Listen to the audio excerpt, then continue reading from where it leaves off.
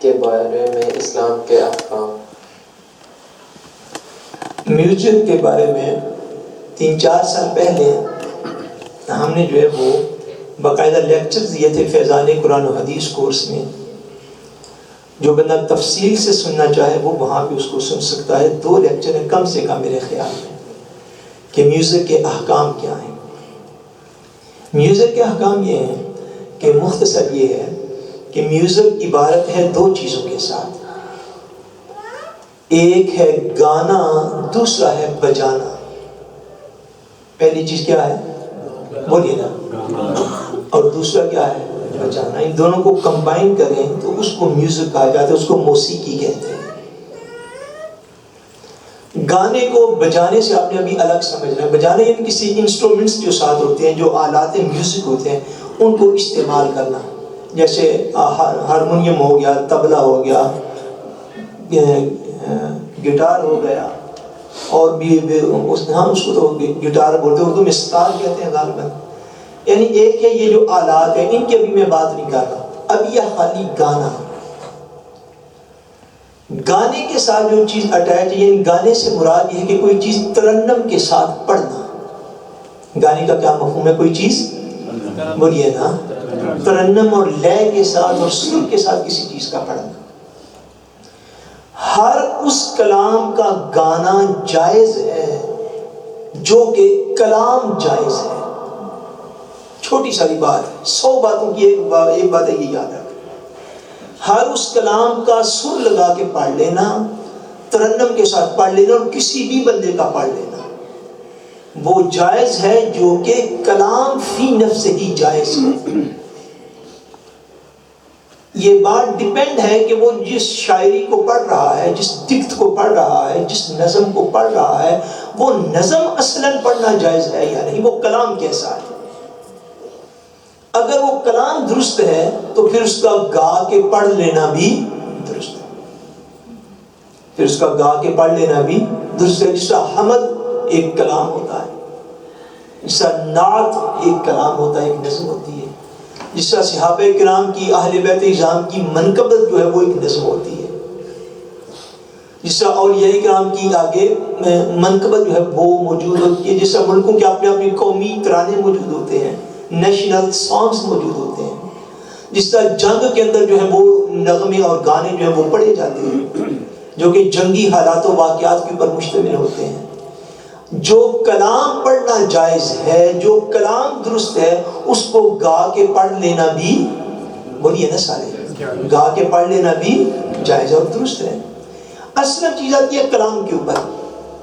اب کلام اس طرح کا ہے کہ جس میں بالفرض خدا نخواستہ شراب کا ذکر ہے۔ کلام اس طرح ہے کہ جس کے اندر کلام پڑھنے سے رغبت جو ہے وہ غیر محرم عورتوں کی طرف ہو جاتی ہے، یا عورتوں کی غیر محرم مردوں کی طرف ہو جاتی ہے، یا کلام ایسا بیہودہ ہے کہ جس سے بندے کے اخلاق خراب ہونے کا خدشہ ہے، تو ایسا کلام بغیر کسی انسٹرومنٹ کے ویسے بھی پڑھنا جائز نہیں ہے۔ یہ بات سمجھیں۔ بات اصل کلام پہ جاتی ہے، ڈیپینڈ کرتی، فرسٹ آف آل کلام کے اوپر جو ہے اس کا سارا فوکس کلام کے اوپر ہے۔ اگر کلام ایسا ہے کہ جس میں بےہودگی ہے، بے حیائی ہے، فحاشی ہے، عریانی ہے، حرام کی طرف رغبت ہے، تو ایسا کلام بغیر کسی ساز کے بھی پڑھنا جائز، بولیے، پڑھنا جائز نہیں ہے۔ اب دوسری چیز آ گئی۔ اب پہلی چیز یہاں سے اب مائنس ہو گئی ہے، غلط کلام جو ہے وہ یہاں سے اب مائنس ہے اگلی گفتگو کے اندر۔ اگلی بات یہ ہے کہ کلام درست ہے، کلام اور نظم اور دکت جو ہے وہ بالکل درست ہے۔ اب اس کو ساز کے ساتھ ملا کے پڑھ سکتے ہیں کہ نہیں پڑھ سکتے، یہ اگلی بات ہے۔ کلام بالکل درست ہے، اس کو ساز کے ساتھ یا انسٹرومنٹس کے ساتھ ملا کے پڑھ سکتے ہیں کہ نہیں پڑھ سکتے۔ جو پورا میوزک کا کنسپٹ ہے وہ پھر جا کے بنے گا نا کہ جی میوزک جو ہے وہ سننا جائز ہے یا نہیں۔ میوزک یہ ہے کہ ایک کلام کو جو ہے وہ انسٹرومنٹس کے ساتھ پڑھا جائے اور پھر سننے والا اس کو سنے۔ اگر کلام درست ہے تو اس کو انسٹرومنٹس کے ساتھ، اور انسٹرومنٹس بھی وہ جو کہ بالکل سمپل انسٹرومنٹس ہیں جیسا کہ دف ہوتی ہے، ان انسٹرومنٹس کے ساتھ دف جیسے سمپل جو آلات میوزک ہیں ان کے ساتھ اچھے کلام کو پڑھ لینا مخصوص مواقع پر یہ جائز ہے. مخصوص مواقع پر یہ بولیے نا، مخصوص مواقع پر یہ ان مخصوص جو اوکیزنز ہیں جو مخصوص ہیں، ان میں ایک شادی بیاہ ہے. ان میں کیا ہے بولیے نا، جنہ دی ہوئی ہوتے بول رہا ہوں. ایک کیا ہے نہ، بلکہ جنہ یہ کرنی ہوگی بول رہا ہوں. شادی بیاہ کے اوپر جو ہے یہ کلام آپ مخصوص اچھا کلام جو ہے وہ سمپل میوزک کے ساتھ آپ پڑھ سکتے ہیں.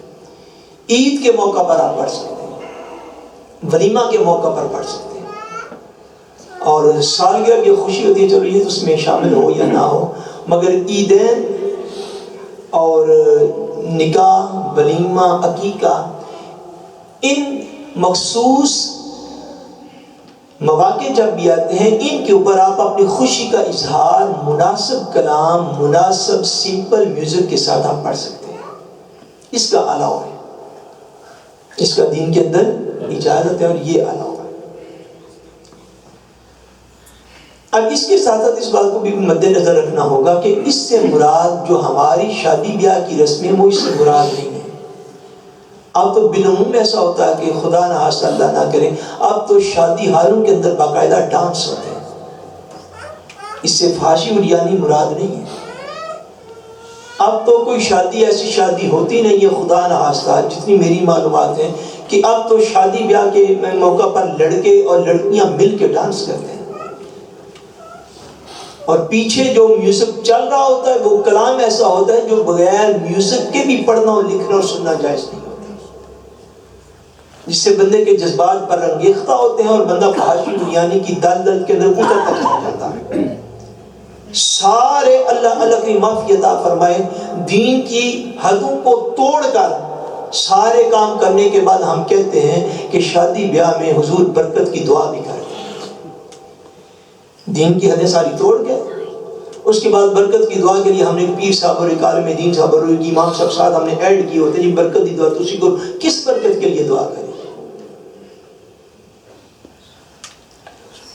جن موقعوں کے اوپر میوزک کا استعمال جائز ہے اس کی ایک حد ہے، اس کی کیا ہے حد ہے، اس حد کو سمجھنا چاہیے، اس کو توڑنا نہیں چاہیے.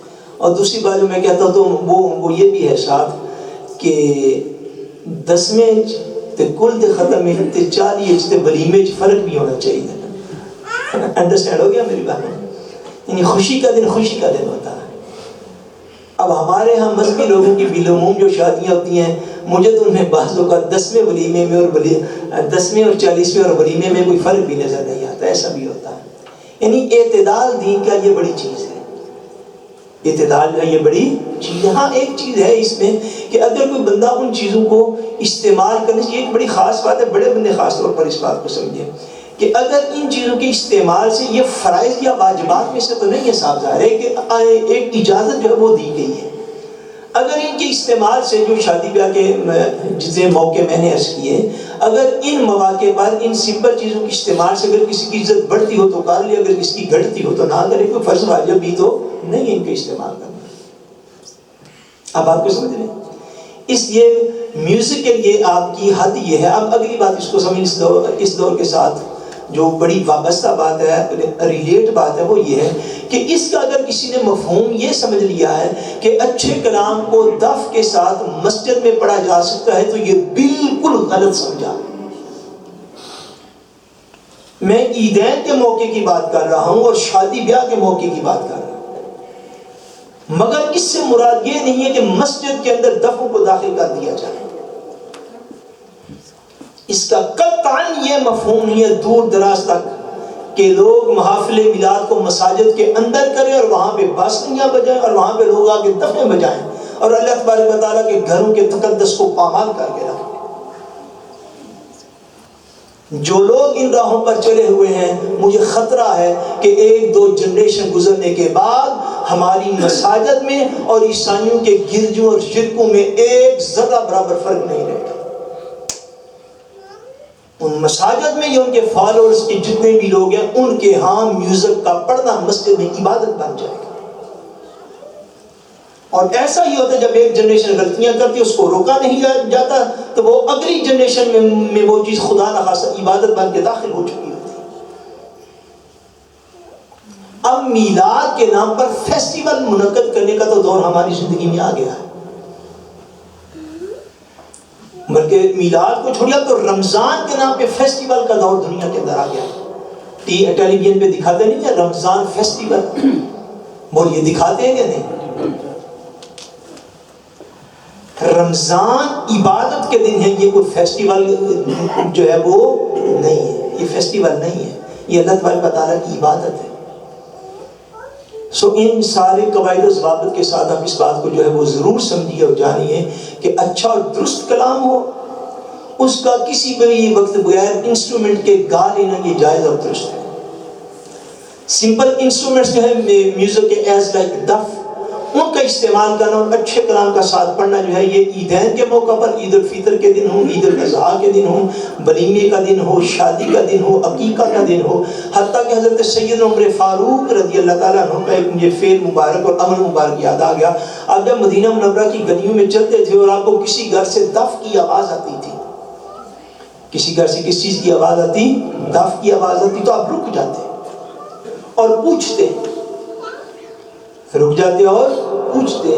اگر پتہ چلتا کہ ولیمہ عقیقہ کی کوئی تقریب ہے تو دف کے اوپر کچھ لوگ جو ہے وہ دف بجا کے ساتھ گا رہے ہیں تو آپ درگزر فرماتے، اور اگر یہ اطلاع ہوتی کہ یہاں پہ بغیر کسی ایسی خوشی کے لوگ جو ہیں وہ دف بجا رہے ہیں تو حضرت عمر فاروق رضی اللہ تعالیٰ عنہ اس پر باقاعدہ ایکشن لیا کرتے تھے اور لوگوں کو سزا دینے کے لیے تیار ہو جاتے تھے۔